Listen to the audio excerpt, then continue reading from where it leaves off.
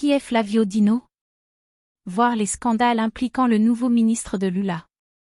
Le nouveau candidat de Lula au ministère de la Justice et de la Sécurité publique, le sénateur élu Flavio Dino, PSB, a pour objectif à la tête du portefeuille ce que lui et les partisans du PT qualifient de « débolsonarisation » de la police fédérale, PF, et de l'autoroute fédérale police, PRF.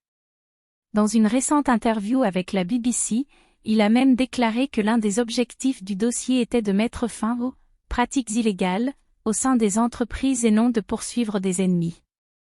L'objectif principal est la police fédérale des autoroutes, déclarant que pendant le gouvernement de Jair Bolsonaro, la « bolsonarisation » a atteint le sommet du PRF. Bien qu'il soit le principal porte-parole du groupe de transition sur les questions de justice, Dino a déjà été impliqué dans certaines enquêtes liées à des soupçons de caisse noire et de corruption, voire accusé d'avoir reçu 200 000 BRL pour défendre un projet qui a profité à Odebrecht selon un lanceur d'alerte.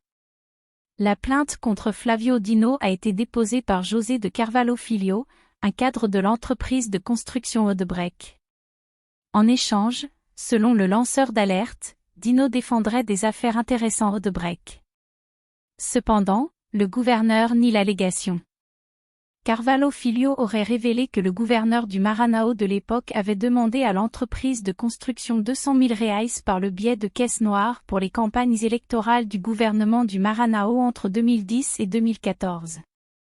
Cependant, le ministre Félix Fischer, de la Cour supérieure de justice, STJ, a ordonné la clôture de l'enquête faute de preuves. À l'époque, le ministre STJ avait souligné la possibilité d'enquête supplémentaire si de nouvelles preuves étaient présentées. Un gouvernement entaché de corruption dans le domaine de la santé. En 2017, la police fédérale a arrêté 14 enquêteurs de l'opération Pegador, qui à l'époque dénonçait une fraude millionnaire dans la zone de santé du Maranhão, gouvernée par Dino. Au total, le tribunal fédéral de São Luís a ordonné l'arrestation de 17 personnes. Parmi les personnes arrêtées figuraient 4 serviteurs ou anciens serviteurs du ministère de la Santé. À l'époque, les enquêteurs ont découvert que même un glacier, en février 2015, du jour au lendemain, a subi une transformation juridique et est devenu une société de gestion de services hospitaliers pour l'émission de factures froides et la collecte de 1,1 million de BRL de ressources publiques. Quelque temps plus tard, le médecin Mariano de Castro Silva, accusé d'avoir agi en tant qu'opérateur du stratagème millionnaire, s'est suicidé. Il a été retrouvé mort avec une corde, dans son appartement de Teresina, capitale du Piauí. Enquête sur l'achat de carburant. Avec des soupçons d'irrégularité, un contrat gouvernemental de Flavio Dino faisait l'objet d'une enquête concernant l'achat de carburant destiné à alimenter un hélicoptère en 2020. Selon l'enquête, le gouvernement du Maranhão a conclu un contrat d'achat de 175 000 litres de carburant par an pour fournir un hélicoptère modèle C-145 utilisé par le secrétariat à la sécurité.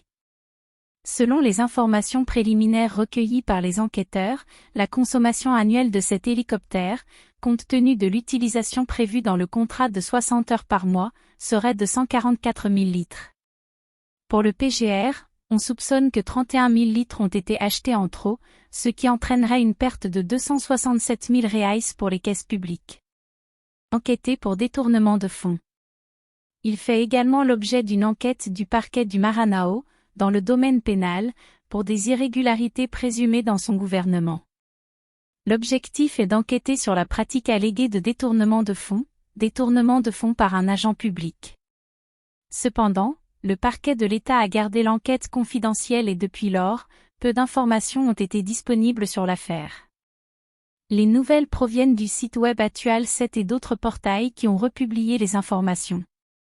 A dépensé 1 million de reais en truffes, morues et canapés pendant la pandémie. Enfin, Dino a perdu une affaire devant la Cour suprême fédérale, STF, dans laquelle il a tenté de condamner le sénateur Roberto Rocha, PTBMA, pour avoir dénoncé des dépenses de 1 million de BRL, pendant la pandémie, en truffes, morues et canapés. La décision a été prise par le ministre André Mendonça, qui a rejeté la plainte pénale de Dino contre le sénateur pour avoir révélé le fait avec des épices du gouverneur de Maranhão de l'époque. Flávio Dino a déposé la plainte pénale numéro 9505 pour diffamation, présumée en raison du fait que le sénateur Roberto Rocha avait enregistré sur ses réseaux sociaux l'enregistrement des prix pour l'achat d'épices à la truffe, de morue et de canapés pour son intendance, au palais du gouvernement. Cependant, le ministre du STF a souligné que, dans l'exercice de ses fonctions, le sénateur n'a fait qu'attirer l'attention sur la nécessité de prudence dans les dépenses publiques, en particulier pendant la pandémie. La décision du STF a été un coup dur pour l'ancien gouverneur, récemment transféré au Parti socialiste brésilien, PSB, et accusé d'avoir des avantages considérés comme luxueux et inappropriés pour un dirigeant d'un État considéré comme le plus pauvre du Brésil. L'affaire a été révélée par le journaliste Luis Cardoso.